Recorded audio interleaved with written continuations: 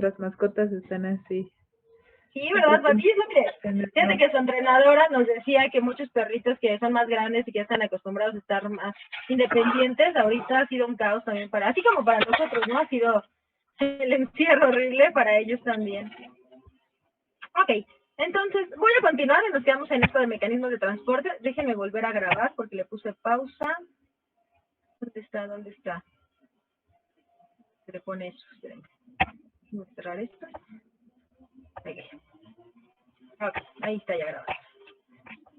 Compartir. Listo. Entonces, en las siguientes diapositivas, no me voy a detener ya ahorita mucho, con esto ya lo vimos el simulador. Vienen las características escritas así por completo de estos mecanismos que acabamos de platicar, ¿vale? Para que tengan toda la información. Entonces aquí viene, bueno, la difusión simple y cuáles son las características, ¿no? Que favorecen la difusión simple. E importantemente en eso sí me voy a detener. La difusión simple se basa en una ley que se llama ley de Fick. La ley de Fick es esta fórmula que relaciona la velocidad de difusión, es decir, cómo va cambiando la concentración con respecto del tiempo.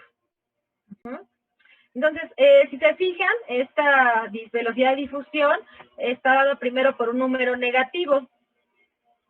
Este símbolo negativo se debe a que la concentración va en disminución. Si se acuerdan de ese simulador, el agua que estaba en el primer compartimiento va disminuyendo porque va incrementándose en el segundo. Por eso tenemos este símbolo negativo. En el numerador que tenemos una D, que es el coeficiente, la constante de difusión, multiplicada por el gradiente de concentración, multiplicado por R, que es el coeficiente de partición, multiplicado por A, que es el área. Entonces aquí estamos viendo que a mayor gradiente de concentración tenemos una velocidad de difusión mayor. O sea, cuando esa diferencia en concentraciones en un compartimiento a otro sea mayor, entonces esta velocidad se va a favorecer. Ahora también se favorece con un coeficiente de partición elevado. O sea, entre más liposoluble sea la molécula, la difusión también es mayor. Y aquí empezamos a involucrar otros parámetros que ya no dependen de la molécula, sino dependen del sitio, ¿no? En donde se vaya a llevar a cabo esta difusión, que sería el área, ¿no? A mayor área, ¿no? También habría una mayor difusión. En el denominador tenemos al grosor de la membrana multiplicado por el tamaño de la molécula, que significa que a mayor tamaño de la molécula hay una menor velocidad de difusión, como ya lo vimos hace ratito. Pero aquí también estamos involucrando un nuevo parámetro, que es el grosor de la membrana. Eso significa que a mayor grosor de la membrana, pues la velocidad de difusión va a ser más lenta, ¿no? Va a ser menor, porque va a tardar más tiempo en poder atravesar esa membrana. Entonces, esta ley de Fick, pues rige a la difusión simple. Esta difusión que depende, como dijimos, del gradiente de concentración, de las características del xenobiótico, pero también tiene influencia con algunas características, pues, anatómicas, ¿no? Y fisiológicas, como en este caso, pues, pudiera ser el grosor de la membrana y el área, ¿no? El área superficial. Ahora, yo les pregunto, por ejemplo, para vía digestiva, ¿no? De excreción digestiva, ¿cuál es el órgano que se considera como el de absorción por excelencia? No solo de xenobióticos, también de nutrientes. ¿Dónde? El intestino delgado. Así es, el intestino delgado. ¿Por qué, Ileana? ¿Qué tiene el intestino delgado que lo ayuda a esta absorción? No recuerdo, pero tiene como ciertos pelitos que son los que absorben los nutrientes, pero no recuerdo el nombre. Se llaman microvellosidades, que son estos así, parecen pelitos, ¿no? Estos son las microvellosidades. Esas microvellosidades ayudan, como dice Ileana, a que se absorba mejor y además a incrementar el área superficial. Por lo tanto, estaríamos incrementando esta A en esta fórmula. Y la velocidad de difusión sería mayor en comparación a otros órganos, por ejemplo, como el estómago, ¿no? Que no tiene estas microvellosidades y pues obviamente pues disminuye el área superficial. De manera general, por vía digestiva, el sitio, ¿no?, de absorción es el intestino delgado, principalmente a nivel del duodeno, tanto de nutrientes como pues de algún xenobiótico que pudiera ser tóxico. En cuanto al grosor de la membrana, por ejemplo, comparando estómago con intestino, ¿no?, a nivel digestivo, ¿cuál órgano tendrá un grosor de membrana mayor?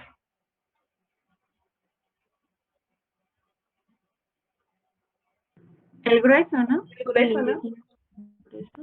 ¿Ok? Pero en comparación, bueno, el intestino delgado, que decíamos que es el órgano de absorción, entre el estómago y el duodeno, ¿cuál tendrá un mayor grosor? ¿El estómago?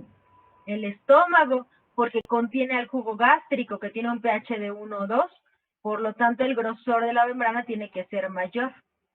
Entonces ahí, por ejemplo, puede ser que la molécula esté no ionizada, pero que ese mayor grosor y menor área superficial disminuyan la velocidad de difusión. Y por eso les decía que todos los parámetros pues tienen que verse en conjunto, no podemos verlos de manera aislada. Otro tipo de transporte pasivo es la filtración. La filtración, bueno, supongo, ¿no?, que todavía les tocó hacer filtración en la escuela, ¿no? Y han visto, ¿no?, por ejemplo, las filtraciones con bomba de vacío, en las que la velocidad de filtración es mayor. Entonces, eso se debe a que la filtración depende de un gradiente de presión hidrostática. Entonces, a mayor gradiente de presión hidrostática, pues es más fácil que se lleve a cabo esta filtración. También es un ejemplo de transporte pasivo porque no utiliza energía, o sea, simplemente depende de la estructura y de este gradiente de presión.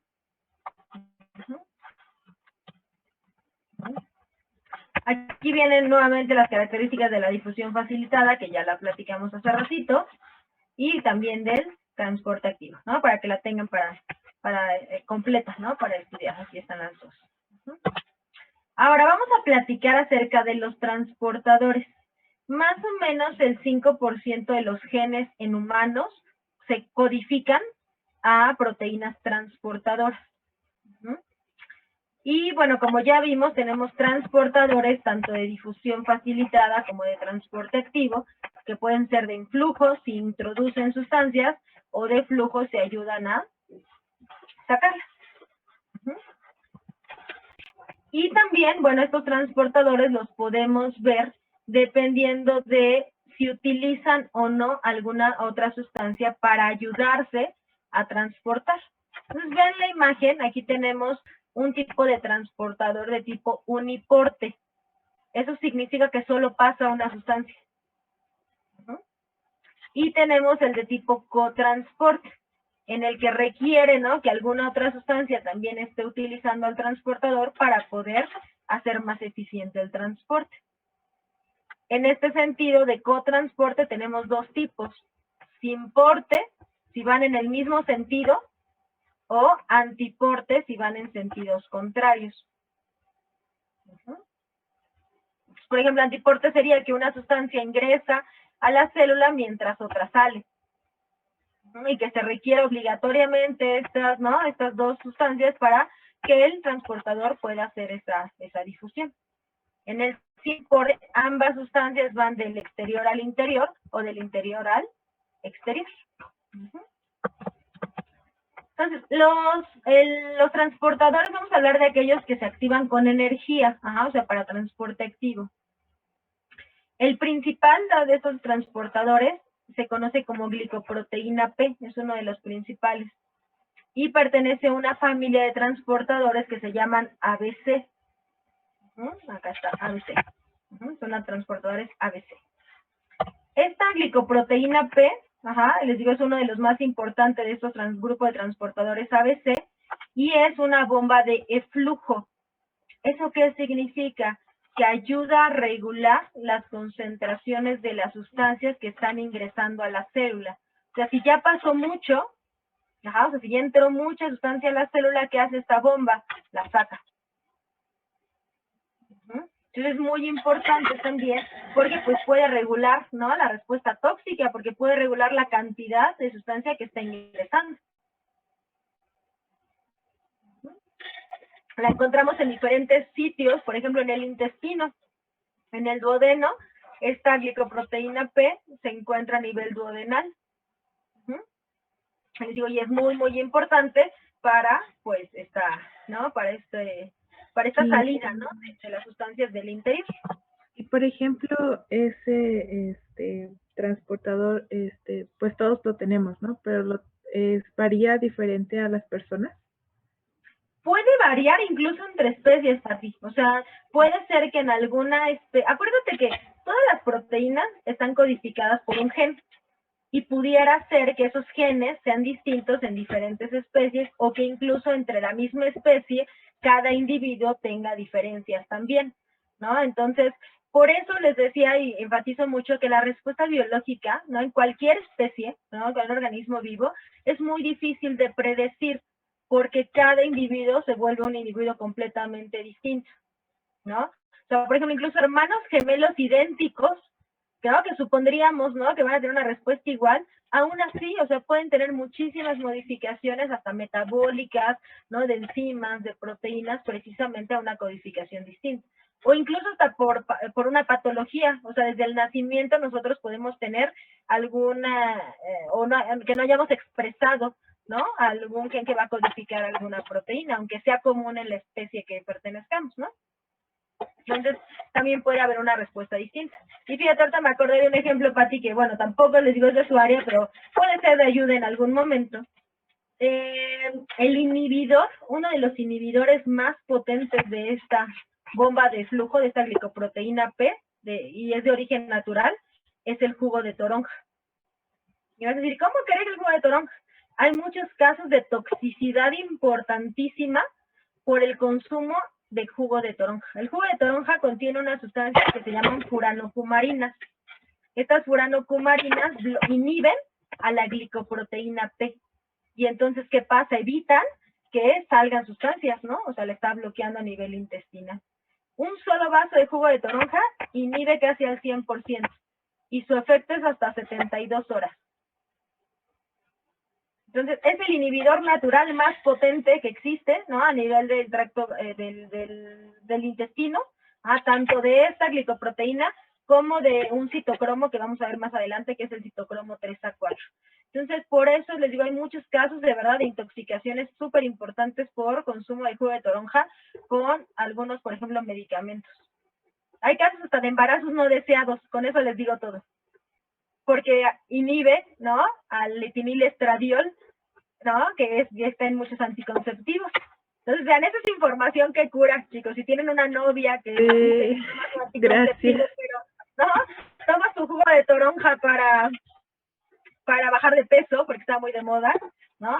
Aguas, ¿eh? Yo les dije ese tip, no me hagan tía muy pronto, ¿vale? ¿No? Entonces, vean, o sea, ¿a qué quiero llegar, chicos? Que a veces es obvio que queremos demostrarles, ¿no? Y hablarles de toxicología ambiental, pero de verdad que esto es una ciencia de vida, o sea, vean que cualquier sustancia puede llevarnos a una respuesta tóxica importante. Con el Viagra también tiene influencia ambiental. Entonces también hay señores, ¿no? Adultos mayores, que generalmente son los que lo utilizan, que llegan al hospital porque consumieron algún producto de jugo de toronja con el sildenafilo, que es lo que tiene el Viagra. Y el sildenafilo es un vasodilatador. Pueden incrementarles la presión arterial de una manera, ¿no? Grandísima, y pues pueden tener una hipertensión que los lleva al hospital. Entonces, ve, Pati, todas las diferencias que pueden haber simplemente hasta por cómo nos alimentamos, ¿no? Pero bueno, esa es otra historia, esa es otra área distinta, ¿ok? Bueno, regresamos a estos transportadores ABC, les digo, son la principal o el primer miembro es la glicoproteína P y son transportadores dependientes de ATP. En esta tablita no se la tienen que aprender, pero aquí vienen los principales miembros de esta familia que ayudan al transporte de genobióticos, siendo el principal, vuelvo a repetir, la glicoproteína P. Y fíjense que en humanos se ha detectado que también tenemos una proteína de esta familia que es la MDR2. ¿Por qué enfatizo estas? Y aquí les estoy poniendo que no tiene un rol importante en el transporte de genobióticos. Fíjense que muchos de las evaluaciones de toxicidad se hacen de manera preclínica en células y en animales de laboratorio, ¿no? Y entonces muchas veces vemos que a pesar de que tenemos similitud con algunas especies, existen diferencias que pueden hacer que en alguna especie cierta sustancia sí sea tóxica y en otra no. ¿Cuáles son las especies más parecidas al humano? ¿Los simios? ¿Los simios? Ok, los primates, ajá, son 3. Las Los cerdos. ratas, ¿no? Los ratones, Los las ratones. Las ratas. Las ratas, más que los ratones, las ratas. Son ratas, los porcinos, ajá, y los primates. Estas 3 especies son las más similares al humano. Y aún así, chicos, a veces cuando se hace de forma preclínica la evaluación de un genobiótico, pudiera ser que en ratas, en primates, incluso que pudiéramos trabajar, que no es tan sencillo, pudiéramos ver que la molécula no es tóxica. Pero cuando llega de forma clínica, ¿no? Cuando llega a estar en contacto con un humano, sí tengamos un efecto tóxico. Entonces, siempre es importante entender las diferencias entre las especies, porque en todos estos procesos que vamos a ver del ADB, hay diferencias, tanto si es una célula vegetal, animal, bueno, una especie animal, vegetal, qué tipo de especie animal, ¿no? Por eso, no sé si han visto, por ejemplo, con muchas personas que llegan a darle a sus mascotas, hablando de mascotas, los medicamentos que consume un humano y los intoxican. O tan sencillo que no pueden comer algunos alimentos que nosotros consumimos porque para ellos son altamente tóxicos, ¿no? Entonces, eso habla de que hay una diferencia, ¿no? Importante en estos procesos, ¿ok? En este caso lo pongo porque en ratas se ha visto que existe otro tipo de transportadores que pudieran ser más importantes en el transporte de genobióticos que en el caso de humanos. Ajá, porque son otras variantes de estas proteínas. El segundo tipo de transportadores más importantes se conocen como SLCS. Estos transportadores son transportadores de solutos. Y generalmente los relacionamos con el compuesto endógeno que transportan. Acuérdense que endógeno significa que nuestro cuerpo lo está sintetizando, ¿no? De manera natural. Por ejemplo, tenemos transportadores para glucosa, transportadores para neurotransmisores, serotonina, dopamina, histamina, ¿no? Para algunos péptidos, metales esenciales. Entonces es una familia también muy, muy grande, o sea, no se preocupen, no se tienen que aprender todos los nombres, ¿vale? Vamos a hablar de los más, ¿no? Los más importantes. Esta tablita es solamente un extracto, ¿no? De un artículo que habla precisamente de esta familia de transportadores y nos indica también qué enfermedades se han visto relacionadas con la deficiencia de estos transportadores. Entonces, por ejemplo, el GLUT4. El GLUT4 es un transportador para glucosa.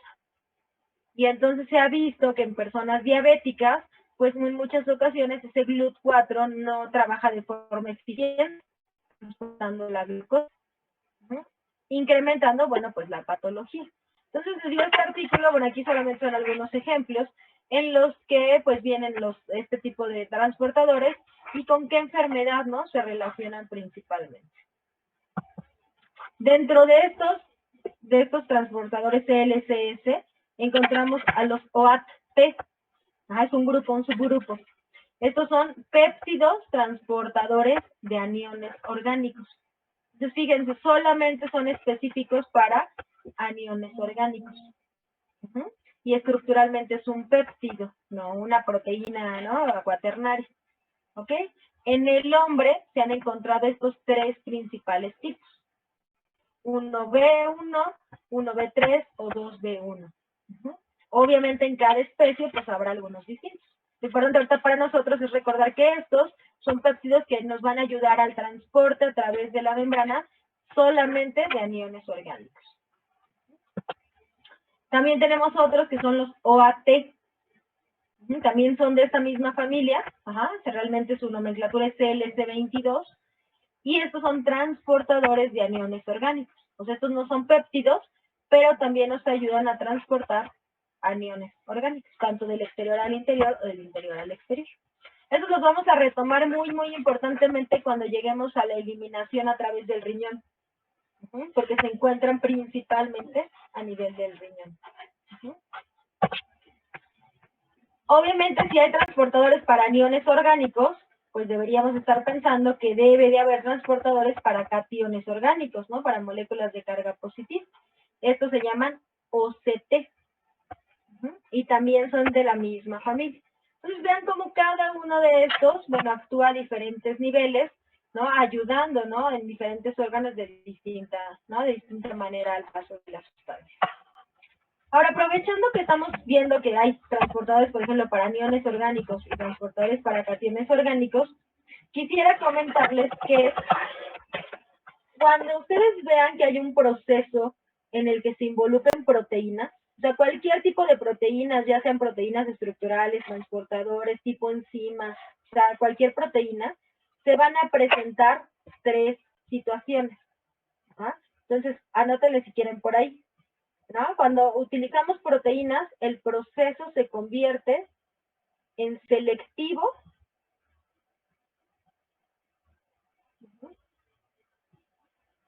saturable y competitivo. Cuando usamos como, perdón. Cuando el proceso utiliza proteínas, o sea, por ejemplo, como en este caso, ¿no? Que se utilizan proteínas, se convierte en selectivo, saturable y competitivo. ¿Qué significa esto? Selectivo se relaciona con que nosotros tenemos transportadores para los diferentes tipos de sustancias. O sea, por ejemplo, los aniones únicamente se unen a estos OAT, los cationes únicamente se unen a estos OCT. O sea, son selectivos para cada tipo de sustancia. Esa es selectividad. Ahora, también son saturables. ¿Por qué? Porque tenemos un número finito, no infinito, finito de transportadores, es un máximo número. Entonces, si yo pongo en ese momento mucha sustancia, ¿qué va a suceder? Que va a llegar un momento en que se saturen y que ya no puedan seguir transportando. ¿Ok? Y el último es competitivo. O sea, el proceso es competitivo. ¿Por qué? Porque si yo pongo 2 sustancias con las mismas características, o sea, por ejemplo, 2 cationes orgánicos, los 2 van a competir por el mismo transportador. ¿Quién se va a unir? Como decíamos hace rato con la cuerda, ¿no? El más hábil, el que esté, ¿no? Más cerca, el que esté en mayor concentración. Esto es algo parecido, les digo, no sé si en su generación todavía se juega, en la mía sí, el juego de las sillas, ¿no? O sea, colocar sillas, ponemos música y entonces giramos alrededor y nos sentamos en la silla. Piensen en esas sillas como su transportador. ¿Quién es el que gana el juego? Pues el más hábil, ¿no? El más rápido. Todos somos afines, o sea, esas sillas son selectivas para nosotras, cualquiera pudo haber ganado. ¿Quién es el que va a ganar? Pues obviamente el que fue más rápido. Y siempre va a haber alguien que va a quedar desplazado. Entonces, en algún momento eso puede ser problemático también, porque a lo mejor, fíjense, les decía, estos son muy importantes para la eliminación. Si yo compito o tengo varias sustancias que compiten por alguna de ellas sí se va a eliminar, pero a la otra que no, o sea, que no le pudo ganar o que no se pudo unir al transportador, ¿qué va a pasar? Va a mantenerse en la sangre o en las células del riñón produciendo nefrotoxicidad. Entonces también es importante considerar esa competencia, ¿no? Que puedan tener las sustancias exógenas, endógenas y entre ellas mismas. Aquí hay un resumen, ¿no? De estos tipos de transportadores que acabamos de ver, que son los más importantes en la disposición de los xenobióticos y son de la familia CLCS. La principal familia es la ABC y de ahí el representante más importante es la glicoproteína P, que les conté de la toronja. Y aquí estos son el segundo grupo, que son los LCS, y los más importantes son los OAT-P, los OAT y los OCT. Son los 3 que acabamos de platicar. Todos son dependientes de energía. Todos, ¿ok? Esto ya lo vimos, ya lo hice el simulador nuevamente, pero ya lo vimos hace ratito. Y bueno, aquí tenemos un resumen, ¿no? De estos procesos de transporte, filtración, difusión y transporte activo, ¿no? Y bueno, aquí algunos puntos importantes, si requiere un gradiente de presión o un gradiente de concentración. Entonces, Veamos, por ejemplo, en el ejemplo en una especie vegetal, porque les digo, esto sucede en cualquier tipo de especie. Aquí tenemos nuevamente la representación de células vegetales, y se acuerdan que les decía que hay dos rutas, ¿no? La vía del simplasto y la vía del apoplasto. La del apoplasto es por la pared celular y la del simplasto es a través del citoplasma. Entonces vean la imagen de la derecha. Vamos a hacer más grandecita. Entonces aquí tenemos, fíjense, la vía del apoplasto, aquí tendríamos la pared celular y aquí tendríamos el citoplasma, tenemos nuestra membrana y aquí tenemos dos transportadores. Lo que representa esta imagen es cómo la célula vegetal transporta la sacarosa. En este caso, bueno, es un ejemplo de un nutriente, pero ¿qué es lo que quiero que vean? Estos mecanismos de transporte. Entonces, vean lo que sucede con la sacarosa. La sacarosa está en la pared celular y necesita ingresar a la célula a través del uso de un transportador. ¿Qué tipo de transportador será este? ¿De transporte activo o de difusión facilitada? Vean la imagen.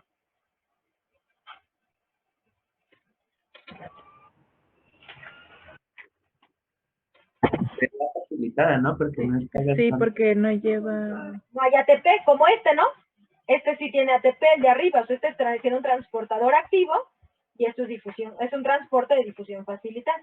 Ahora les preguntaría, ¿qué tipo de transporte es? ¿Sin porte? Ajá, o sea, para eso si no lo, ¿no? ¿Sin porte o antiporte? Ay. Bueno, pues la primera sería uniporte o con cotransporte. Uniportes que solo pasaba una sustancia, con cotransportes que tienen que pasar dos sustancias. La primera es uniporte, ¿no? Con transporte y- Sería cotransporte y sin porte, ¿no? ¿Ok?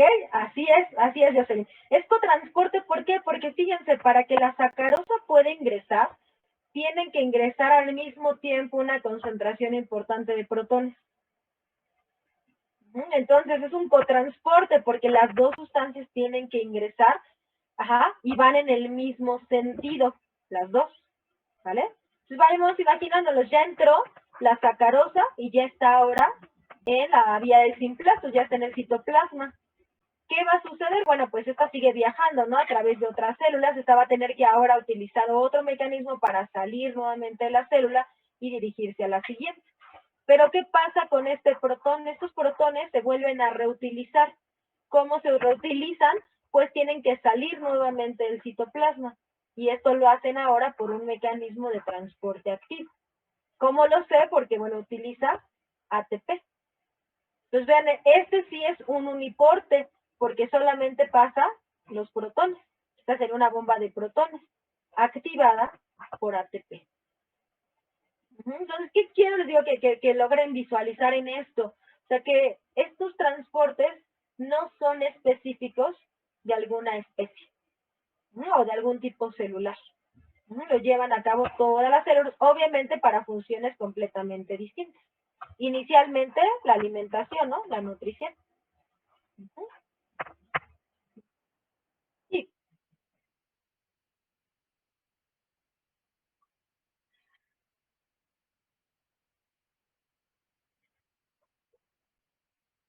sí, estos últimos, los ABC y los LSS, que son los OAT o AT, son transportadores activos. Todos estos requieren energía. Ok, entonces, sigamos. Perdón, era con cotransporte y qué más, perdón. Esto es cotransporte, y este es uniporte. Cotransporte es cuando son dos sustancias. Aquí están las diapositivas antes, si quieres, Pati, déjame regreso para que veas en cuál está. Aquí. Uniporte es una sola sustancia, cotransporte pasan dos sustancias. Si van en el mismo sentido, es importe, van, en el mismo flujo. Si van en sentidos contrarios, sería antiporte. Por eso en este ejemplo ahorita de la célula vegetal teníamos un simporte, porque tanto los protones como la sacarosa iban en el mismo sentido. Sí, gracias.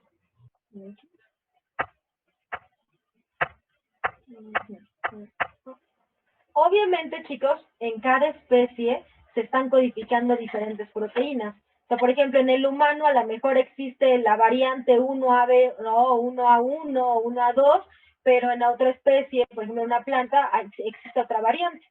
Pero los mecanismos en sí, pues son exactamente los mismos, ¿vale? Ahora, otros procesos que también corresponden al transporte activo es la endocitosis y la exocitosis. Endocitosis, como el nombre lo dice, es hacia el interior, exocitosis es hacia el exterior. Y en el caso de la endocitosis podemos encontrar tres variantes, que es la fagocitosis, la pinocitosis y la endocitosis mediada por receptores. Entonces, la fagocitosis se relaciona con la alimentación celular.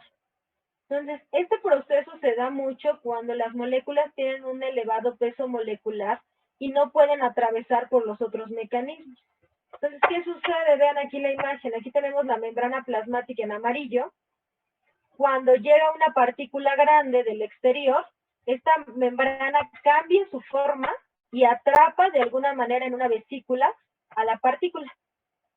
Esta vesícula, bueno, que se llama realmente vacuola, se rompe en el interior ahora de la célula por unas enzimas líticas. O sea, la rompen y ahora sí la partícula ya está en el interior. Por eso se llama fagocitosis, siempre se dice que es yo como. O sea, podría decirse que la célula está comiéndose a esta partícula. La pinocitosis, por el contrario, ahorita me regreso a esa, la pinocitosis se relaciona con el beber celular, es decir, algunas partículas que están en suspensión o que están disueltas en algún líquido. Y nuevamente la membrana hace exactamente lo mismo, ¿no? Cambia su forma, atrapa, ¿no?, a este líquido que contiene a la partícula, la ingresa a la célula, ya adentro se rompe esta vesícula y se libera la partícula. Es endocitosis porque va hacia el interior. También puede ser en sentido contrario, puede ser exocitosis, o sea que esta vacuola o esta vesícula se pega en la membrana, se rompe, se abre la membrana y se libera hacia el exterior, ¿no?, la sustancia. Y bueno, en la actualidad hay otro tipo que, bueno, ya se menciona de manera más específica, y es endocitosis mediada por receptores. Es decir, se ha demostrado que en la membrana hay receptores que son específicos para algunos tipos de sustancias. Y que esa es la señal que le va a decir a la membrana que debe cambiar su forma para poder ingresar a estas sustancias. Entonces, a diferencia de lo que se conocía originalmente de la endocitosis, aquí, ¿no?, se enfatiza la presencia de un receptor en específico. Ahora, este videito que estaba aquí, ¿no?, antes, déjenme ver si cargan, es de una ameba, de una célula, bueno, de un eucarionte unicelular. Y entonces nos está representando también este proceso de fagocitosis. O sea, ven esto que está aquí, está verdecito. Está de alguna manera tratando de alimentarse, y se ha visto que estas amebas utilizan, ¿no?, esta fagocitosis para consumir a sus presas. Entonces, precisamente esto es lo que hace la fagocitosis en cualquier célula, ¿no? Cambia su configuración para poder, ¿no?, de alguna manera atrapar a la partícula ¿no?, de la cual se va a alimentar, ¿no?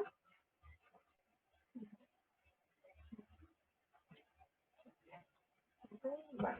Obviamente el transporte activo requiere energía. Imagínense la energía necesaria para que la membrana cambie, ¿no?, completamente su forma.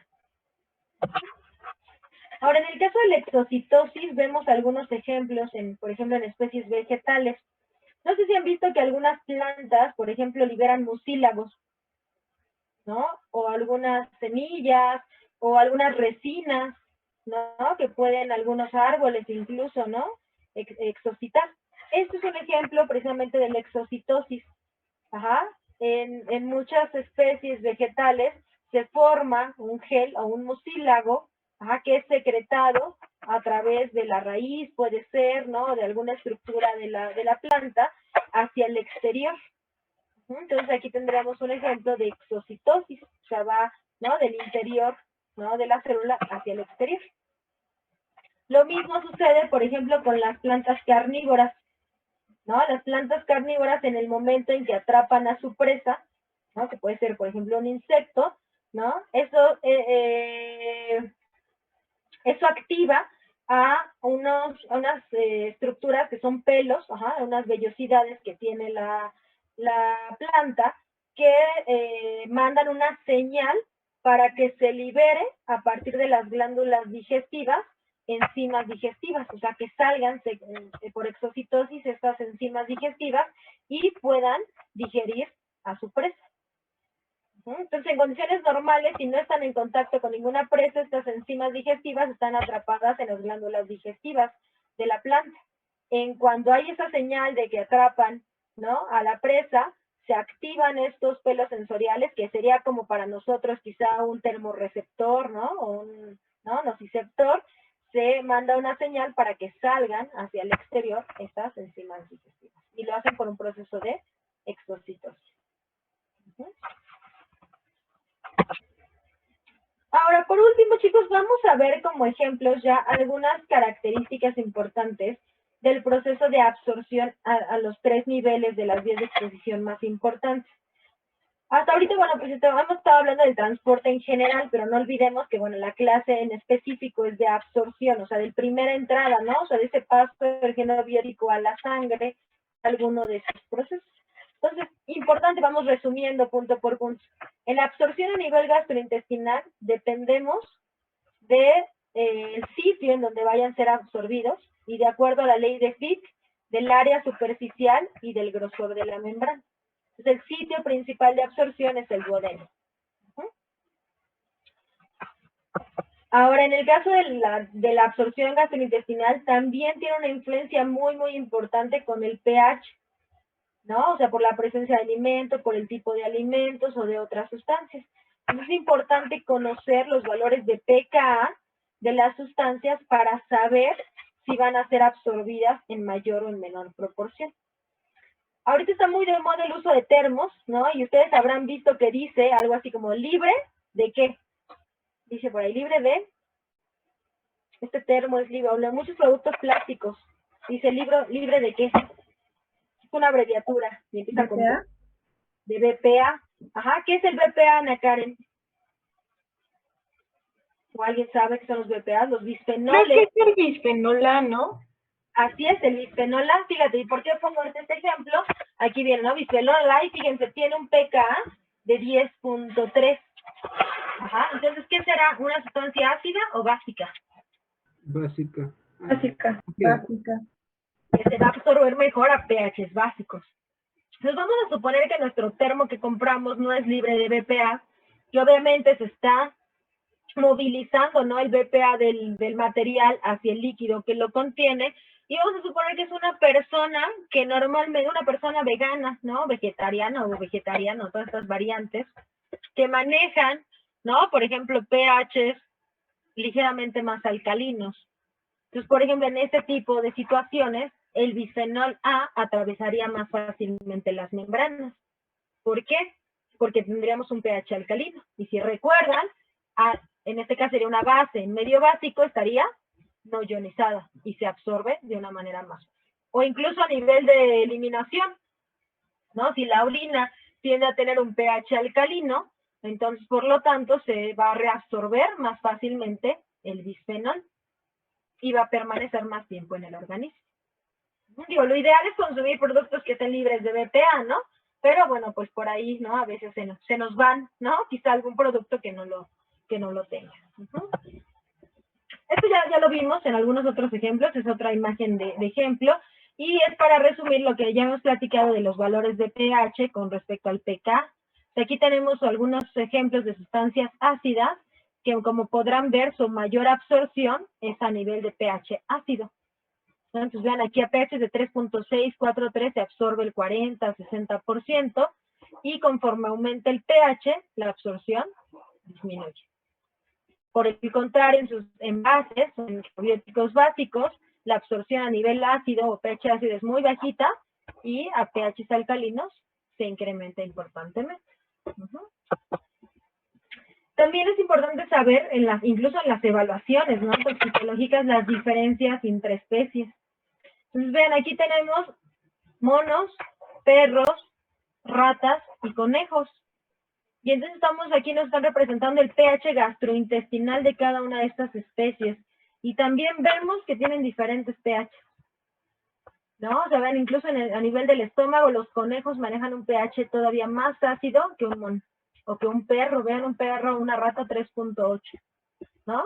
Entonces, esto es importante, ¿por qué? Porque la ionización de los genobióticos va a ser distinta, ¿no? También considerando las diferentes especies.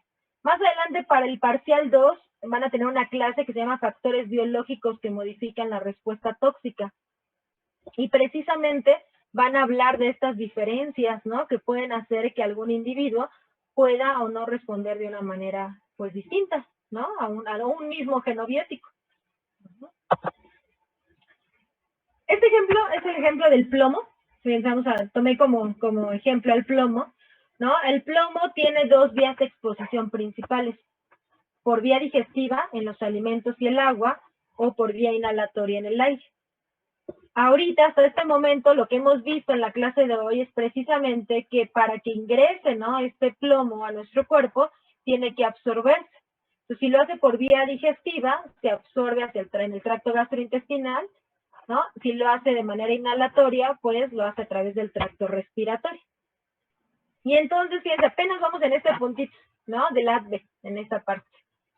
Entonces, vean, en la absorción en adultos del plomo a nivel digestivo es del 10 al 15%, mientras que en niños es del 50%. Entonces, ahí vemos otro factor importante, ¿no? En niños son más susceptibles a la absorción y por lo tanto al efecto tóxico.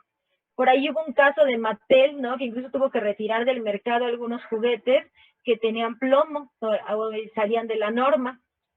Imagínense, los niños acostumbran, ¿no?, a chupar los juguetes. Entonces, obviamente están de alguna manera absorbiendo una cantidad importante de plomo, ¿no? En el caso, fíjense, también del tracto respiratorio en adultos, la absorción es del 30 al 50% del plomo, mientras que es mayor en niños.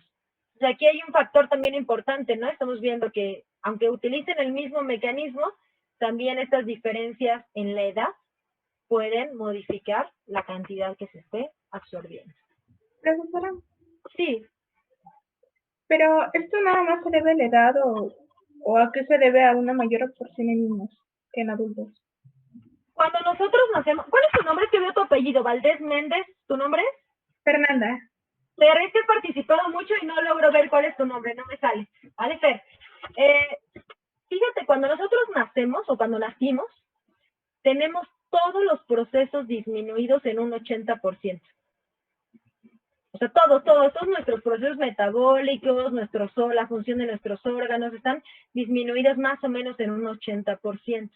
Lo que nos hace mucho más susceptibles, ¿no?, al nacimiento de estar expuestos a un efecto tóxico. Ajá, entonces, tiene mucho que ver con la función, ¿no?, la funcionalidad de los órganos, todos los procesos. Acuérdate que pues nuestro cuerpo también tiene procesos o mecanismos de tolerancia, mecanismos de compensación, de eliminación.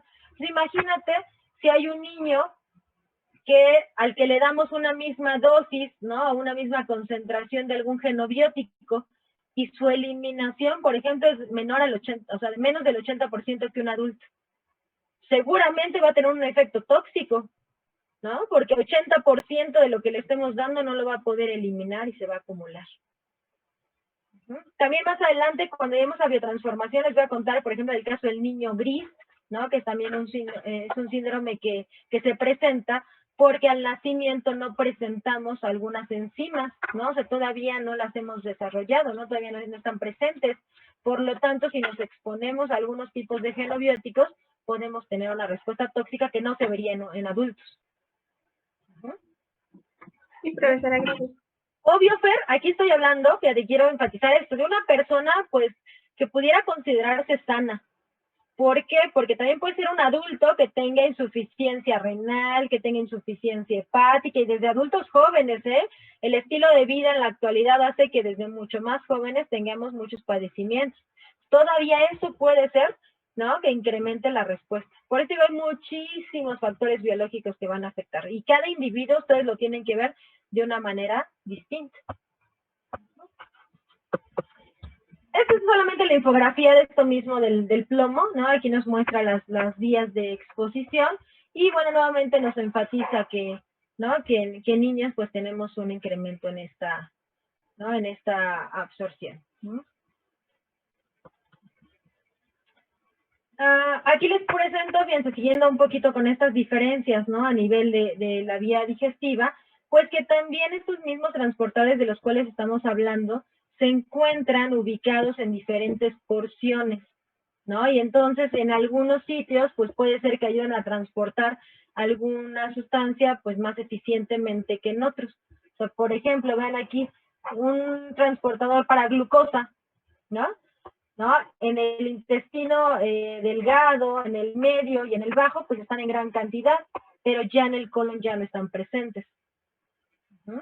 Entonces también es importante ubicar, ¿no? Saber la ubicación de los transportadores para entender, pues, qué sustancias están, ¿no? Transportando. Ahora, ¿qué sucede a nivel dérmico? A nivel térmico, pues obviamente la absorción es a través de las capas de la piel. Por lo tanto, muchos de los factores que afectan, pues son inicialmente la integridad de la piel. Entonces, si nosotros tenemos una herida, es mucho más fácil que se pueda absorber, ¿no? Algún genobiótico. La hidratación de la piel también es importante, ¿no? O sea, si tenemos mayor hidratación, pues en esta agua también puede viajar más fácilmente el genobiótico y también el grosor de la membrana. Bueno, en este caso el grosor del tejido. Entonces, en las diferentes partes de nuestro cuerpo nosotros tenemos diferente grosor en la piel, que eso hace que se favorezca o no la absorción. Regresando a lo que me preguntaba Fer de los niños, en el caso de los recién nacidos, el grosor de la piel es muy pequeño, o sea, es muy delgado, ¿no? Y puede exponerse, ¿no? Fácilmente a un genobiótico. Por eso, bueno, es muy importante ver, pues, la fabricación del tipo de pañal, ¿no? Porque incluso hay, por ejemplo, liberación de algunas sustancias de los pañales, de las pomadas, ¿no? O sea, pueden tener irritación. Entonces, debido precisamente a que, pues, también la piel no tiene esa protección que se va mejorando como cuando somos adultos. Incluso las diferentes especies y razas, ¿no? Hay algunas razas que tienen un grosor de la piel mayor que otras. Entonces, esta imagen representa de manera general las tres capas de la piel, que sería la epidermis, la dermis, el tejido subcutáneo, y no perdamos de vista que aquí abajito todavía estaría el tejido muscular. Entonces, cualquier genobiótico que nos expongamos a nivel de la piel tiene que atravesar todas estas capas hasta llegar a la circulación sistémica. Por lo tanto, la absorción es súper poquita. ¿Sí? ¿Alguien nos habla? Perdón, yo. Pero por ejemplo, en el caso de cuando nos llegamos a tatuar o algo así, ¿ahí cómo es que funciona en ese esquemita? Mira, yo tengo un tatuaje, pero honestamente no conozco mucho de la técnica en sí, pero hasta donde sé, o sea, las tintas, o sea, no, o sea, la aguja no ingresa hacia las capas más profundas de la piel, o sea, se internaliza, pero no llega a la circulación, o sea, no llega a la circulación sistémica, sino de alguna manera queda retenida en alguna de estas capas de la piel. Por lo tanto, sí se ha visto algunas veces algunos efectos tóxicos, porque sí pudiera ser que algunas de estas tintas, ¿no?, que utilizan puedan provocar alguna respuesta como alergia, ¿no?, irritación, pero quedan, ¿no?, o sea, quedan alguna de estas capas. Déjamelo de tarea, Ale, lo voy a, ¿no?, lo voy a buscar para podértelo contestar, ¿no?, más a profundidad, pero en realidad mucho va a depender de la profundidad a la que logre llegar la sustancia. Entonces, normalmente cualquier sustancia que nos exponemos por vía tópica, o sea, la parte más superior de la piel, va a tener un efecto más importante a nivel local, porque la cantidad que logra absorberse, o sea, la cantidad que logra llegar a nivel sistémico es súper pequeñita. Por lo tanto, el efecto es muy probable que no sea tan gravoso como a nivel local. Obviamente va a depender en mucho, Ale, de cómo esté la integridad de la piel, ¿no? Y te digo, de la zona, ¿no? Incluso, bueno, los diferentes tatuajes, bueno, habrás visto que tienen hasta, o provocan, ¿no?, diferente dolor dependiendo de la zona por los tipos de receptores que tenemos, ¿no?, al dolor, pero también tiende a ser por el grosor de la piel. Por ejemplo, alguien que se tatúe en el pie, ¿no? Se me fue cómo se llama esta parte del pie. Bueno, ¿Empeine? en el empeine, gracias, Juan. En el empeine del pie, donde tenemos un grosor de membrana, bueno, un grosor de la piel menor en comparación, por ejemplo, a la espalda, pues sí pudiera ser más probable que se absorba más fácilmente alguna de estas tintas. Además del dolor, ¿no? Que puede provocar en mayor proporción. Pero déjame eso de tarea, ¿vale? Lo voy a anotar aquí. Entonces, Sí, muchísimas gracias. ¿vale? Si lo encuentro antes, se los mando ahí en el Classroom, ¿ok? Ahora fíjense, esta es otra imagen de la piel, en específico de la epidermis, nos separa las capas, y en la epidermis hay una capa muy importante que se llama estrato córneo. El estrato córneo es la capa más superficial de la piel que estamos regenerando constantemente.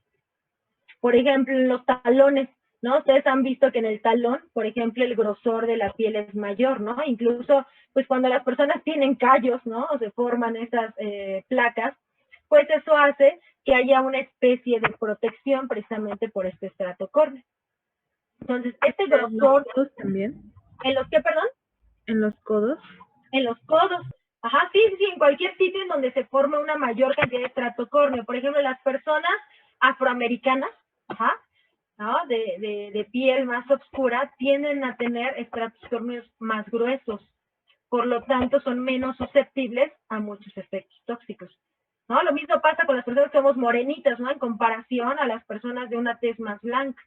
También, ¿no? La protección que puedan tener estas capas de la piel. Entonces es muy, muy importante, bueno, también entender esto. También el plomo, aunque no es su vía más importante de exposición, también se ha visto que puede de alguna manera absorberse de forma dérmica. ¿Dónde lo encontraríamos? Por ejemplo, en pinturas y barnices, ¿no? Entonces también pudiera ser que con el contacto en una cuna, por ejemplo, de un bebé que esté, ¿no? Teñida, ¿no? Con alguna tintura que contenga plomo, pues puede haber una absorción importante. También, por ejemplo, muchos cosméticos, ¿no? Muchos cosméticos contienen plomo, principalmente aquellos que tienen una duración o una fijación prolongada, ¿no? Muchos cosméticos chinos, esos que nos salen baratísimos, ¿no? En el tianguis, ¿no? En algún sitio, que duran muchísimo, en muchas ocasiones llegan a tener plomo, que obviamente también se están absorbiendo a nivel de la piel. Y bueno, regresando un poquito a la pregunta que me hacía, ¿no? Ale, y también para retomar, aquí en esta tablita, fíjense, vemos diferentes, ¿cómo sería la absorción de una sustancia que se llama malatión en diferentes regiones de la piel? ¿Qué es el malatión? ¿Alguien sabe?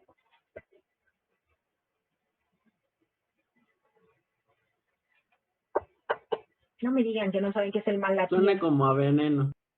Suena como a veneno, es primo hermano cercano del paratión. ¿Qué es un qué? ¿No? Son plaguicidas. ¿Vale? Son plaguicidas, es una molécula muy liposoluble, o sea, ven, la estructura es liposoluble. Y entonces, ¿qué estamos viendo en esta tabla? Aquí tenemos diferentes regiones anatómicas, el escroto, ¿no? El cuello, el dorso de la mano y la palma de la mano. Y entonces vemos que la absorción, por ejemplo, a nivel del escroto es de 101.6%. En comparación, vamos al otro extremo, de la palma de la mano, que es de 5.8%. Eso se debe a que vean, el grosor del estrato córneo del escroto es de 5 micrómetros, mientras que el de la palma es de 400. Por lo tanto, la absorción es menor a nivel de la palma que a nivel del escroto para la misma sustancia. También se ha visto que otras estructuras que pueden ayudar a la absorción son el cabello, ¿no? Los vellos. Entonces también esta presencia, o sea, nosotros sabemos que el vello, ¿no? El vello en la piel, pues es también un sistema de protección, ¿no? Ante la temperatura, ante, ¿no? Algunas sustancias, y ahorita está muy de moda, ¿no? La depilación, que ya de inicio la depilación, pues puede provocar dermotoxicidad, ¿no? Tanto por la fricción como con las sustancias que se realizan. Pero en el caso de la absorción se ha visto que también hay un transporte a través de estos folículos, lo que hace que en las zonas en las que tengamos una mayor cantidad de folículos, también se vea favorecida un poco más la absorción.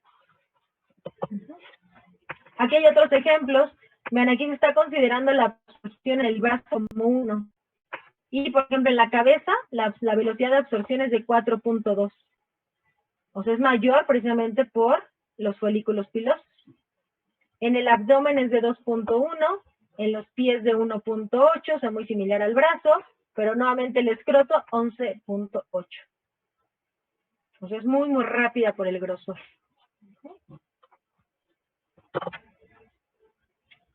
Esta tablita que parece complicada, ¿no? Me gusta mucho. Después, si tienen la oportunidad de revisar punto por punto, por interés, estaría muy bien. Pero, ¿qué es lo que quiero rescatar de esta tabla? En este estudio se hizo la evaluación de las diferencias en el grosor de la piel entre mujeres y hombres. Lo que también pues nos habla de una diferente, ¿no? Respuesta que podamos tener a un xenobiótico dérmico. Entonces, vean, por ejemplo, el pecho. El grosor de la epidermis, ¿no? En las mujeres es de 76.9, cuando en hombres es de 164.3. Entonces, obviamente, pues este mayor grosor va a disminuir la absorción. Vean algo tan simple, el dorso de la mano. El dorso de la mano en mujeres es de 195.3, cuando en hombres es de 244.8. Lo que significa que en mujeres va a haber una absorción mayor de algún tipo de xenobiótico a nivel del dorso de la mano. Entonces, esto por eso les digo, se me hace interesante porque, bueno, nos habla de estas diferencias que también, bueno, dependen del género, ¿no? Que sería, pues, otro factor biológico.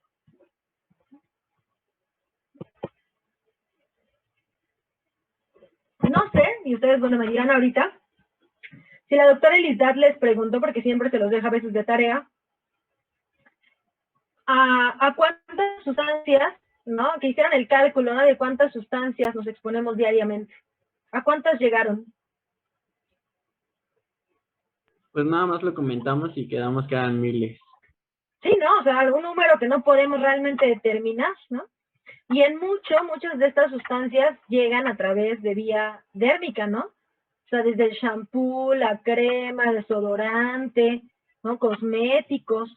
Entonces, en esta imagencita, o sea, solamente les pongo algunas de los componentes más importantes que están en productos para la piel, ¿no? Y que obviamente ingresan a nuestro cuerpo a través de, pues, una vía dérmica y que tienen efectos importantes. O sea, fíjense, pueden tener desde lo más, podría decirse simple, que sería una alergia, ¿no? Hasta provocar cáncer, infertilidad, defectos del nacimiento, problemas reproductivos, problemas de aprendizaje, ¿no? Y aquí vamos, por ejemplo, plomo, ¿no? Que decimos de algunos cosméticos, mercurio, parabenos, derivados, ¿no? De petróleo, formaldehídos, ¿no? Entonces hay inmensidad, ¿no? O infinidad, ¿no? Más bien, de sustancias a las que nos estamos exponiendo todos los días, ¿no? Cuando estamos suponiendo que estamos siendo lo más sanos posibles, ¿no? O sea, nos bañamos, ¿no? Para estar limpios, nos ponemos crema, ¿no? Nos ponemos perfume, ¿no? Y aún así, en todas estas sustancias, pues nos estamos, ¿no? Exponiendo. También entre las especies hay diferencias, ¿no? En esta absorción dérmica. Aquí están, fíjense, comparando, y quiero que sean muy observadores, fíjense, dice rata, conejo, mono y humano. Y lo que se hizo fue exponerlos a 2,4-D. Se les colocó en la piel y en el caso de ratas, conejos y monos se les dejó durante 24 horas. En el caso de humanos solamente se dejó durante 4 horas. Obviamente porque no podemos, ¿no? Exponer a un humano a mayores tiempos, ¿no? De esta sustancia. Y se colectaron las cantidades de sangre, ¿no? Se colectaron sangre a los diferentes tiempos para determinar cuánto se había absorbido. No olviden la absorción, paso del fármaco, del xenobiótico, en este caso del plaguicida, del sitio de exposición a la sangre. Y se determinó cuál era el porcentaje de absorción. Con esta tablita ustedes díganme, ¿en qué especie se absorbe en mayor proporción el 2,4-D? En ratas. Sí, ¿será? Vean bien el diseño del experimento, Juan Carlos. ¿Cuánto tiempo Humanos. en humanos? Así es. ¿Cuánto tiempo se expuso a los humanos? Solo 4 horas, en comparación a 24 que se expuso a las otras especies. O sea, 6 veces más los expusimos. Si nosotros multiplicáramos esta cantidad absorbida por 6, nos da un valor mayor que en las otras especies. ¿Ok? Entonces vean que también existen, ¿no?, diferencias entre las especies. Y obviamente esto que les acabo de demostrar ahorita también es muy importante cuando empiecen a leer sus artículos. A veces nos vamos con la finta, ¿no? O sea, y decimos, sí, no, aquí estoy viendo que se absorbe menos en humanos, pero necesitamos, ¿vale?, entender todo, ¿no?, todo el trastorno del protocolo de, ¿no?, de investigación. A nivel pulmonar, las sustancias que se absorben más fácilmente son de tamaño pequeño, hidrosolubles, y volátiles. Y aquí depende mucho del tamaño que tenga la molécula para saber hasta qué parte del tracto respiratorio van a ingresar.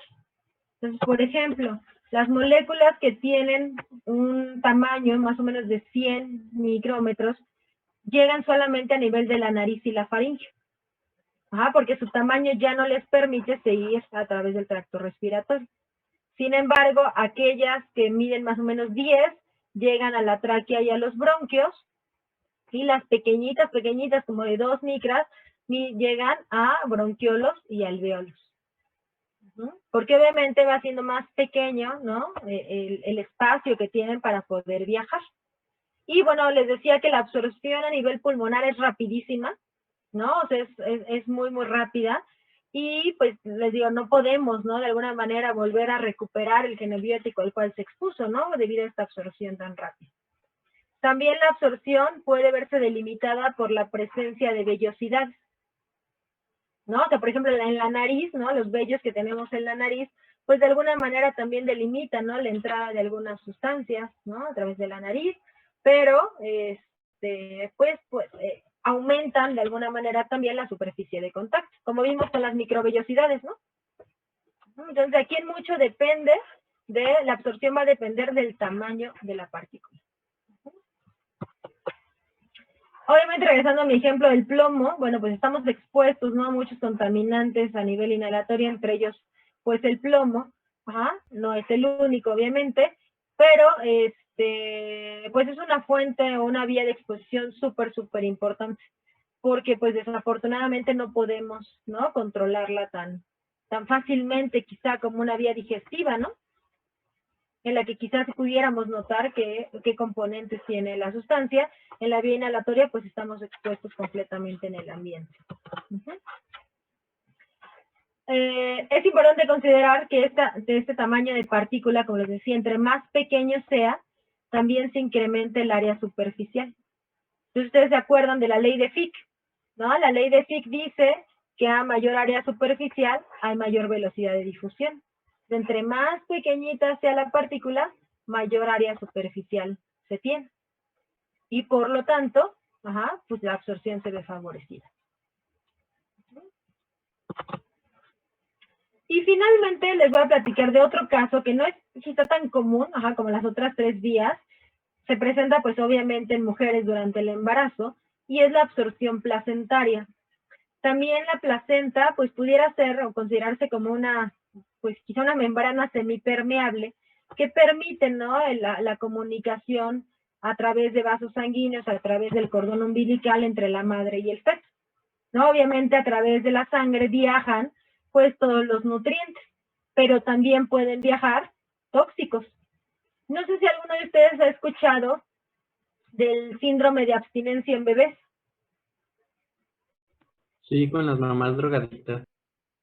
¿Qué les pasa, Eric, a los bebés? Pues nacen siendo adictos, ¿no? Por ejemplo, a la heroína. Así es, o sea, imagínense que todo lo que la madre se exponga puede atravesar la barrera placentaria, a todo. Por lo tanto, aquellas moléculas incluso que sean pequeñas, liposolubles, ¿no?, y no ionizadas, pues todavía peor, ¿no?, van a poder atravesar. Muchas de estas sustancias son drogas de abuso, entre ellas el alcohol. Y se ha visto que, pues obviamente, imagínense que durante los 9 meses del embarazo, las madres le están haciendo llegar junto con los nutrientes estas sustancias al bebé. Y obviamente, pues el bebé tiene los efectos estimulantes que tienen estas drogas, ¿no? Como las tendrían en un adulto. Cuando el bebé nace, se corta el cordón umbilical y deja de tener este contacto con la madre, pues ¿qué sucede? Que el bebé tiene síndrome de abstinencia. ¿Por qué? Porque ya no tiene ese aporte de estas sustancias que habían estado absorbiéndose a través de la placenta, ¿no? Entonces, hay un porcentaje súper importante de niños que fallecen por este tipo de síndrome. Por eso es importante en una mujer embarazada, pues que se exponga, ¿no? Lo menos posible a algunas sustancias. Por ejemplo, se les recomienda no teñirse el cabello, ¿no? O sea, no, pues obviamente no fumar, consumir drogas de abuso, no ponerse uñas postizas. ¿Por qué? Porque todos estos componentes pues pueden ser absorbidos por la madre y obviamente van a llegar al bebé. Por ahí incluso, no sé si alguna de sus familiares, ¿no? Haya tenido algún bebé y hasta les dice, no, es que si comí picante el bebé se mueve mucho, ¿no? ¿No? O cuando, por ejemplo, incluso ya están amamantando, ¿no? Ya nació el bebé y entonces comieron picante o comieron alguna sustancia y al bebé le da reflujo, ¿no? Entonces, ¿por qué? Porque obviamente muchas de estas sustancias pues pueden absorberse, viajan por todo el cuerpo, se van a eliminar y bueno, pues ya veremos más adelante que también pues pueden eliminarse a través de la leche materna y pues llegar al bebé, ¿no? A nivel de la placenta también hay transportadores, también hay enzimas que ayudan a estos tipos de transporte. Y en esta tablita lo más rescatable son esas características, ¿no? Que ya hemos platicado durante toda la clase de hoy, que ayudan a la absorción, que también a nivel de la placenta son el grado de ionización, la liposolubilidad, la unión, bueno, ya vamos a ver la unión a proteínas y el peso molecular. Y en el caso de la placenta, pues también el desarrollo de la placenta, ¿no? Porque en las diferentes etapas la placenta tiene diferentes estructuras, grosores y se va desarrollando de una manera distinta y pues normalmente se considera el primer trimestre del embarazo como pues el más importante, ¿no? Porque el bebé puede estar, bueno, en este caso el feto puede estar más expuesto a algún genobiótico. Y ese es el caso de que no se los voy a dejar de tarea, pero les recomiendo que si tienen por ahí una hora y media más o menos libre de su vida y tienen Netflix, vean este documental, se llama Attacking the Devil, y habla de un fármaco que se llama talidomida. La talidomida, les cuento, es un fármaco que se comercializó ahí por la Segunda Guerra Mundial con la finalidad de contrarrestar los efectos del primer trimestre del embarazo. Es decir, que las mujeres no tuvieran náuseas, vómitos, mareos. Obviamente sale al mercado y bueno, pues fue un boom, no la compra, pero cuando las madres empiezan a dar a luz y nacen los bebés de estas madres, se dan cuenta que muchos de ellos nacían sin extremidades, sin brazos y sin piernas. Y bueno, pues estas extremidades tenían una apariencia como de una aleta de foca. O sea, la enfermedad se le llamó focomelia, precisamente por esta apariencia. Este documental habla precisamente de esto, o sea, cuenta un poco del desarrollo de la talidomida y bueno, pues está se entrevista a algunas de los sobrevivientes de la talidomida, como es esta persona que está en la imagen, que no tiene ni brazos ni piernas derivados de la talidomida. ¿Qué sucedía? Que sí tenía un efecto importante, pero no hicieron estudios en el embarazo para determinar que atravesaba la barrera placentaria. Y por lo tanto, los bebés tenían efectos teratogénicos.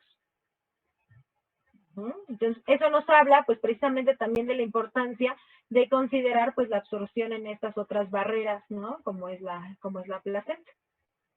En la actualidad se sigue vendiendo la talidomida, se me va a decir, ¿cómo se cree que se sigue vendiendo? Sí se vende, pero se demostró que un isómero de la talidomida tiene efecto anticancerígeno.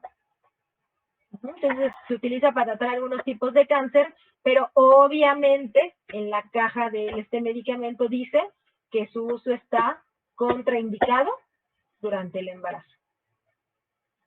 Entonces, tienen por ahí un ratito de tiempo, véanlo. Está largo si consideran que es hora y media, pero pues es muy interesante, ¿no? De conocer un poquito de este fármaco. ¿Ok? Y con esto terminamos el día de hoy, chicos. ¿Dudas, preguntas, comentarios? Yo sí tengo una duda, profesor. Sí, Erika, adelante. Me causó mucha curiosidad la absorción por el escroto. O sea, ¿necesitamos como que haya contacto directo o cómo funciona? Sí, realmente, fíjate, o sea, es el ejemplo clásico para considerar el grosor de la piel, ¿no? Por eso en muchas tablas luego lo vamos a encontrar. Realmente, ahí tendría que haber un contacto, ¿no? Con el escroto, o sea, por ejemplo, que pudieran tener los hombres alguna mala higiene, ¿no? O incluso, ¿no? Al colocarse alguna crema, ¿no? Después de bañarse, algún aceite, algo, pudiera haber una absorción importante a ese nivel. Y obviamente puede tener, además de efectos dermotóxicos, también pudiera tener efectos de la reproducción, porque la absorción es mayor, ¿no?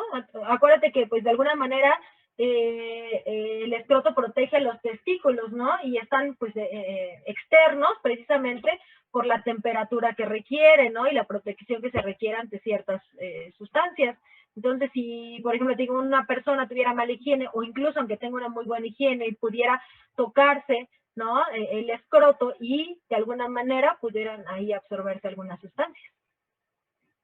Que no es, digo, lo más común, porque pues obviamente, ¿no? Como tú me dices, a lo mejor no es lo mismo que la vía digestiva, ¿no? En la que pues vemos más genobióticos más comunes, pero sí es posible que algún producto, quizá incluso cosmético, pudiera absorberse de esta manera. ¿Y Eric? No sé si... Gracias. No, Profesora, yo también tengo una duda, pero yo con lo de los bebés con abstinencia. ¿Cómo se les trata? Me refiero a que se les suministran pocas dosis o no, de plano no. Fíjate que es difícil porque pudiera ser que ya desde el nacimiento tengan algún problema fisiológico, o sea, por los efectos que tenga la droga. Entonces, digo, hay un porcentaje súper importante de bebés que pues no sobreviven, ¿no? A los primeros días después del nacimiento. Porque además es tan intenso, ¿no? Tan intenso este síndrome de abstinencia que incluso a nivel, ¿no? Del sistema nervioso central hay una, ¿no? O sea, hay un estrés importante. Sí, en muchas ocasiones se les puede ir dando o dosificando alguna sustancia en menor cantidad hasta que finalmente la dejen, ¿no? De consumir, como haría algún adulto, ¿no? Que está en rehabilitación. Por eso has visto, por ejemplo, los quieren dejar de fumar, ¿no? Que existían los parches con nicotina. ¿Por qué? Porque les quitaban un poco o los chicles, ¿no? Con nicotina les quitan un poco la ansiedad, ¿no? A la persona que no quiere, ¿no? Ya no quiere fumar, porque se están administrando pues pequeñas cantidades de la nicotina. Los bebés es bien difícil porque, como te digo, ya de inicio tienen el 80% de los procesos disminuidos. Y ahora súmale si alguna de estas sustancias durante el desarrollo también provocó que hubiera algún proceso fisiológico dañado, ¿no? O alguna malformación incluso. Entonces, digo, ese estrés que vive el bebé al nacimiento y al perder ese contacto con la madre y esa aportación de la droga, o sea, es casi muy difícil, ¿no? De sobrellevar por parte del bebé. Gracias, maestra. De nada, de nada. ¿Alguien más, chicos? Yo, Bueno, si quieres tu compañero. ¿Me puedes repetir lo que mencionó de los bebés con reflujo? Con malformaciones. El ejemplo que les puse es la talidomida. La talidomida provoca efectos teratogénicos. Teratogénico significa que produce malformaciones. Entonces, durante el desarrollo del feto, la exposición a algunas sustancias puede provocar que se desarrollen malformaciones que obviamente pues se van a evidenciar al nacimiento. Entonces, la talidomida lo que hacía es provocar que los bebés nacieran sin extremidades, o sea, sin brazos y sin piernas. Y la enfermedad se llama focomelia porque las extremidades de los bebés, ¿no? O sea, tener una apariencia como de foca, como de una aletita de foca, ¿no? Por eso se llama focomelia. Digo, hay otros tipos de malformaciones, ¿no? Podemos ir hasta con el labio leporino, ¿no? Eso es un tipo distinto, ¿no? Que pues también puede deberse a la exposición a algunas sustancias. Alfredo, no sé si era Alfredo, al que le... Sí, yo. Bueno, solo quería preguntar si ¿Y el contenido de todas las diapositivas vendrá en el examen? ¿O es que lo que pasa es que no pude anotar algunas cosas porque pasaron rápido? Entonces quisiera saber cuáles serían como que las más importantes para poder hacer mis apuntes. Ok, las más importantes todo. O sea, siempre todo lo que hagamos que haga es importante. Pero en el examen, bueno, les cuento y creo que no se los dije más o menos cómo vamos a trabajar. Para este parcial vamos a estar 3 profesores con ustedes de los 4. Que ya la doctora Elizabeth, que ya estuvo con ustedes, yo ahorita tengo unas clases con ustedes y una de las clases le toca a la maestra Maro. Normalmente este parcial lo vamos a evaluar 80% el examen, 20% un trabajo que les voy a dejar de ADVE. O sea, que precisamente es para agrupar todo este proceso ADVE, de la absorción, distribución, de transformación y eliminación. Entonces, para el examen, para el examen, en este caso, por ejemplo, de absorción, es importante que conozcas pues los factores que pueden afectar. A lo mejor te puedo poner el ejemplo de una molécula y preguntarte, ¿no? O sea, de acuerdo a la estructura, por qué vía, ¿no? Pudiera exponerse, ¿no? Pudiera ser de exposición, o en qué sitio podría absorberse, ¿no? Entonces, es muy difícil para mí decirte qué es lo más importante, ¿no? Porque considero que todo es importante, pero realmente es como un poquito más, pues, aplicativo, ¿no? O sea, a lo mejor te puedo decir, bueno, si tenemos, por ejemplo, un plaguicida, ¿no? Se ha demostrado que en un cultivo en la tierra se encontró un plaguicida importante, ¿cuál es la vía por la cual se va a transportar a través de la planta? ¿No? Y entonces ahí me tendrías que decir, bueno, si vienen las opciones, la vía del simplasto o la vía del apoplasto, ¿no? Por ejemplo. Entonces no es tanto como que les voy a preguntar la definición, así, ¿no? O sea, del libro, sino más bien que entiendan, pues, cada uno de los, ¿no? De los conceptos. De todas formas, para esto, mi manera de trabajar es que trato de apurarme lo más posible para que en cada clase hagamos un Kahoot de repaso. Entonces, la siguiente clase empezamos con un Kahoot, o sea, a las 4 de la tarde, yo les voy a poner el pin, les pido que sean lo más puntuales posible, a las 4 o 5 lo voy a comenzar. Van a ser 10 o 15 preguntas a lo mucho, más o menos parecidas a las que pudieran venir en el examen, y también preguntas de la clase anterior para que retomemos y empecemos con el siguiente tema, ¿ok? Entonces, esa es una manera también de que veas qué va a ser lo más importante, ¿no? O sea, en estas preguntas van a ver una idea de cómo va a ser el examen también. Les voy a dejar el acceso a esos Kahoots para que ustedes puedan revisarlos después posteriormente, ¿no? O sea, puedan ustedes seguirlos haciendo como repaso. ¿Ok? Sí, gracias. Yo tengo una duda. Sí, los videos que está tomando ahorita de las clases, ¿las va a subir? Es que, por ejemplo, yo ahorita tuve muchos problemas de conexión y me sacaba y después como 5 minutos después me metía y yo ya no sabía en qué íbamos y así. Entonces, sí. ¿Habrá manera? Ya los grabé, o sea, tanto... Híjole, ahora está bien pesado para los que tenemos los 2 grupos, ya la mañana di esta clase también, estaba cansado ya. Entonces subo alguno de los 2 videos, o sea, no se preocupen, el tema es el mismo, o sea, el tema es el mismo que estamos viendo, en este caso lo estoy dando yo, entonces no hay ningún problema porque es el mismo profesor, entonces sí les voy a subir alguno de los 2 videos, y digo alguno de los 2 porque a veces, híjole, ustedes han visto en la nube, cuesta un montón de trabajo subir videos tan pesados, ¿no? Entonces voy a crear un enlace en la nube para que puedan acceder a los videos y lo puedan ver, ¿no? Tantas veces ustedes necesiten. Y también, bueno, se apoyen de la presentación, ¿ok? Entonces, en un ratito que se acabe de cargar en Zoom, lo descargo, luego lo vuelvo a subir a una nube y ya se los trato de enviar, ¿no? Para que sea lo más pronto posible y no lo veas antes a lo mejor de la siguiente clase, ¿no? Y no te pierdas antes de lo que sigue. Porque todo va, o sea, aunque son procesos distintos, pues obviamente van teniendo influencia del otro. ¿Ok? Gracias. No, de nada, de nada. Entonces, si no tienen más dudas, comentarios, o si les surgen, pues nos vemos iniciando la siguiente clase. ¿Ok? Váyanse. Sí, Diana.